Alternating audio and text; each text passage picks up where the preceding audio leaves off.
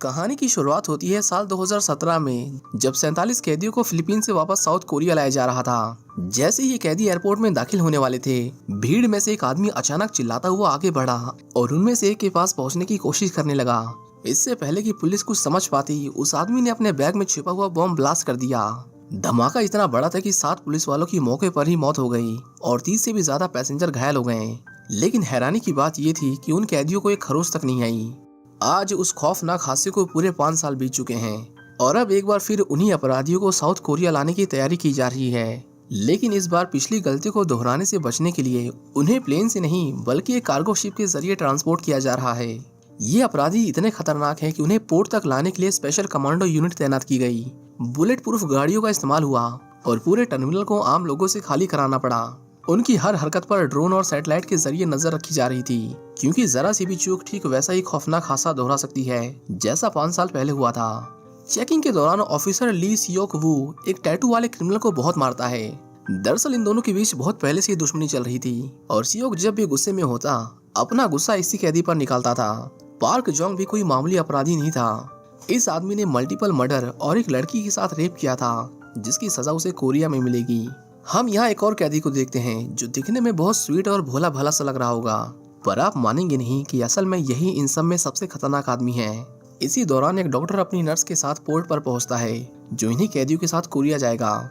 वहीं दूसरी ओर वुंग, जो इस पूरे ऑपरेशन का हेड था, कार्गो नेविगेशन हेडक्वार्टर जाता है और उसके लोग वहां बैठे एम्प्लॉयज को हटाकर खुद पूरे सिस्टम पर कब्जा कर लेते हैं। इसी दौरान सभी कैदियों को शिप में बैठा दिया जाता है। सियोक वार्निंग देते हुए कहता है कि अब हम इंटरनेशनल सी में हैं, यहाँ से भागने की कोशिश मत करना, क्योंकि अगर पकड़े गए तो शूट एंड साइट का ऑर्डर है।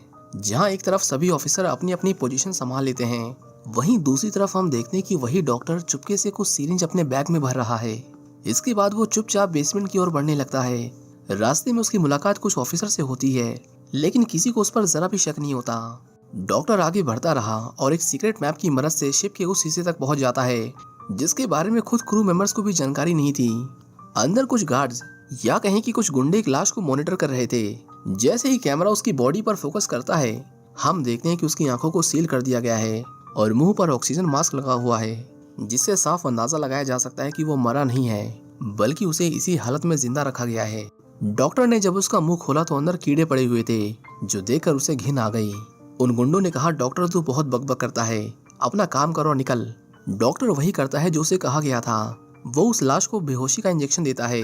फिर बाकी गुंडों में से एक उसे याद दिलाता है कि हर 6 घंटे में ये इंजेक्शन देना जरूरी है, वरना ये मुर्दा चलने लगेगा।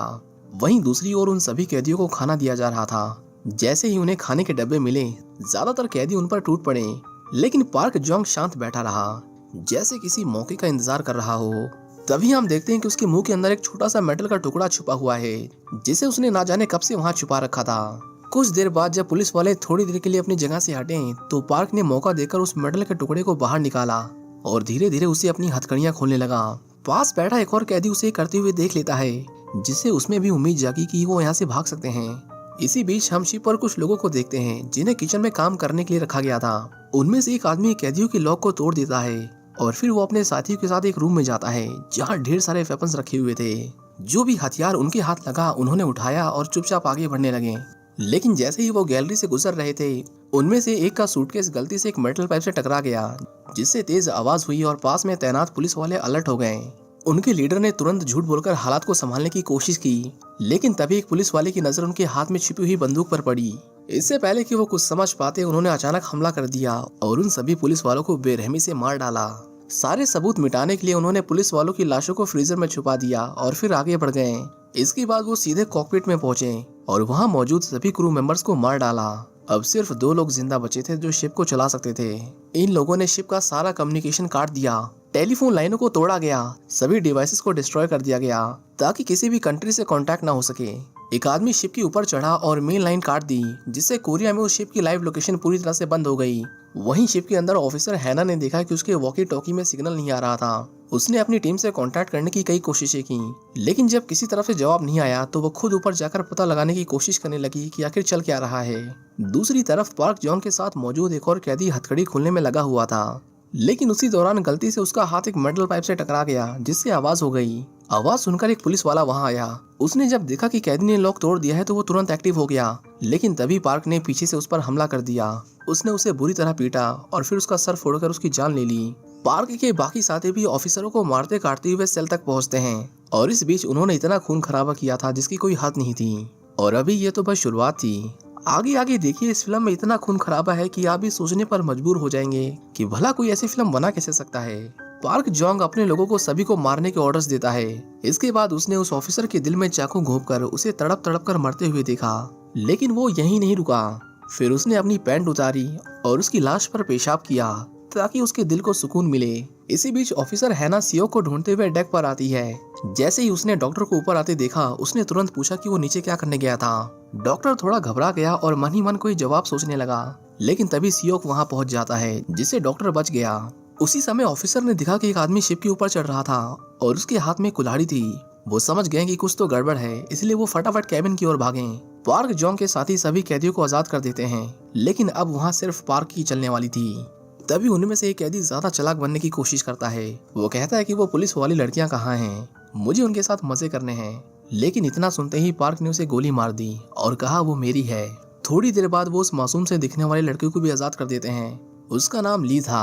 पार्क जोंग उसे पिछले 10 सालों से जानता है। उसने कहा 10 साल हो गए, लेकिन तेरा चेहरा बिल्कुल नहीं बदला। फिर पार्क बाकी सबको बताता है कि इसकी शक्ल पर मत जाना। अगर तुम्हें लगता है कि मैं बुरा हूँ तो उसके किए हुए कारनामे सुनकर तो तुम सब डर के मारे यहाँ से भाग जाओगे। ली कोरिया जाना चाहता था, लेकिन पार्क ने कहा कि अब ये शिप कहीं नहीं जाएगा, हम सब अब यहीं रहेंगे।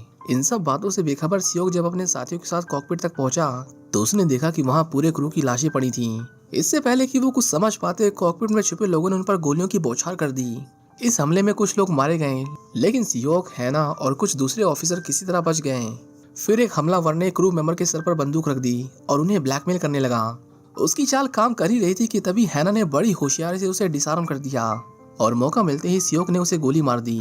पायलट काफी डरा हुआ था, लेकिन उसने बताया कि इंजन रूम में एक सैटेलाइट फोन है जिससे कोरिया में संपर्क किया जा सकता है। इधर गोलियों की आवाज सुनकर डॉक्टर घबरा गया। उसने नर्स से पूछा क्या तुम्हें भी बाहर से गोली चलने की आवाज आई, लेकिन नर्स उस समय नशे में थी और उसे लगा कि डॉक्टर मजाक कर रहा है। वो बोली मैं जाकर देख कर आती हूँ, पर डॉक्टर ने उसे तुरंत रोक लिया और दरवाजा लॉक कर दिया। पुलिस को लग रहा था कि क्रिमिनल्स उनके लिए खतरा हैं और उन क्रिमिनल्स को लग रहा था कि पुलिस वाले उनकी जान के दुश्मन हैं, लेकिन उन्हें अंदाजा भी नहीं था कि असली खतरा तो नीचे उनका इंतजार कर रहा था। हम देखते हैं कि टाइम पर बेहोशी की दवा ना मिलने से वो डेड बॉडी फिर से जिंदा हो जाती है और अब आगे जो होगा वो देखकर सबकी रूह कांप जाएगी। इसी बीच पार्क अपने लोगों के साथ इंजन रूम की ओर जाता है। रास्ते में उन्हें कुछ वर्कर्स मिलते हैं जिन्हें मारने में वो जरा भी देर नहीं करते। उन्होंने इंजन रूम में घुसकर बचे कुछ लोगों को भी मार दिया और वो सैटेलाइट फोन, उसके तो उन्होंने परखच्चे उड़ा दिए। अब कोई तरीका नहीं था कि ये शिप किसी से कांटेक्ट कर सके। चीफ इंजीनियर ने कहा कि ये शिप उसके बिना नहीं चल सकती। ये सुनकर सभी कैदी हंस पड़े, क्योंकि उनका इरादा तो शिप चलाने का था ही नहीं। उन्होंने उसका मजाक उड़ाते हुए कहा कि तेरे साथियों ने भी मरने से पहले हमें यही बोला था। पार्क उसे मारने के लिए आगे बढ़ा ही था कि तभी ली उसे रोक लेता है और कहता है कि बस अब बहुत हुआ। उन दोनों में बस लड़ाई होने ही वाली थी कि तभी सियोक अपनी बची हुई टीम के साथ उन्हें धर लेता है। इंजीनियर ने कहा कि यहाँ गोली मत चलाना, पर ये लोग कहाँ किसी की सुनने वाले थे। पार्क जोंग चाहता था कि वो सियोक को अपने हाथों से तड़पा तड़पा कर मारे, पर निहत्था होने के बाद भी सियोक की आंखों में उसका कोई डर नहीं था। दोनों गुटों के बीच बहुत भयानक लड़ाई शुरू हो जाती है। कोई किसी का गला काट रहा था तो कोई किसी का सर फोड़ रहा था। उसी दौरान एक आदमी वहाँ से भागने की कोशिश करता है, पर तभी वो डेड बॉडी अचानक उसके सामने आ खड़ी हुई। अल्फा ने उसे इतनी जोर की लात मारी कि उसके शरीर के अंग टूटकर चूर चूर हो गए। सब अपनी आपस की लड़ाई भूलकर बस उस मॉन्स्टर को ही देख रहे थे। अल्फा उन सभी को एक एक करके स्कैन करता है और फिर चाकू उठाकर उन्हें इस तरह काटता है जैसे कि कोई कसाई हो। ऐसा लग रहा था कि उसे प्रोग्राम ही किया गया था कत्लेआम के लिए। बस उसे ये बताना भूल गए कि किसकी जान बख्शनी है। अल्फा ने एक का सर पकड़ा और उसमें इतनी जोर से अपनी उंगलियां धंसाई कि उसका सिर पिचक गया। सब उसे देखकर थर थर कांप रहे थे, लेकिन तभी हम ली को देखते हैं, जिसकी आंखों में उसका जरा भी डर नहीं था। सियोक ने जब उस पर हमला करना चाहा तो प्रोजेक्ट अल्फा ने उसे भी बहुत मारा। पार्क ने उस पर एक के बाद एक कई गोलियां चलाई, पर उसे खरोच भी नहीं आई। उल्टा उसके घाव बहुत जल्दी भर रहे थे, जिससे उसे मारना और भी मुश्किल हो रहा था। बाकी लोग बचकर भाग गए, लेकिन अल्फा ने पार्क का पीछा किया। अब दोनों आमने सामने खड़े थे, लेकिन साइको पार्क जोंग अभी नहीं समझ पाया था कि उसे हराना उसके बस की बात नहीं थी। अल्फा ने एक हथौड़े से उसके हाथ तोड़ दिए और फिर उसी हथौड़े से उसे पीट पीट कर उसके सर का कचूमर बना दिया। जब कहानी शुरू हुई थी तो आपने भी नहीं सोचा होगा कि कहानी का मेन विलन जो इतना खतरनाक था वो ऐसी मौत मरेगा, लेकिन अभी तो ये बस शुरुआत है। आगे जो होने वाला है उसके सामने तो ये कुछ नहीं था।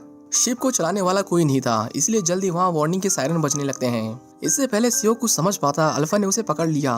उसकी जान बच जाने ही वाली थी कि तभी ली बीच में कूद पड़ा और उसकी जान बचा ली। उसकी बॉडी में इतना वजन था कि उसे हिला पाना भी किसी आम इंसान के लिए नामुमकिन था। किसी तरह जान बचा के भागते हुए ली ने एक मोटा लोहे का गेट बंद करना चाहा, पर अल्फा उसे अपनी पूरी ताकत से रोकने की कोशिश करता है। इससे पहले वो दरवाजा तोड़ देता, उन्होंने हिम्मत करके उसे जोर से लात मारी और इसी बीच दरवाजा बंद हो गया।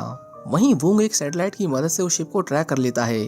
तस्वीरें देखकर वो तुरंत समझ गया कि कुछ तो गड़बड़ है। जरूर उन कैदियों ने उस शिप पर कब्जा कर लिया होगा। वो बार बार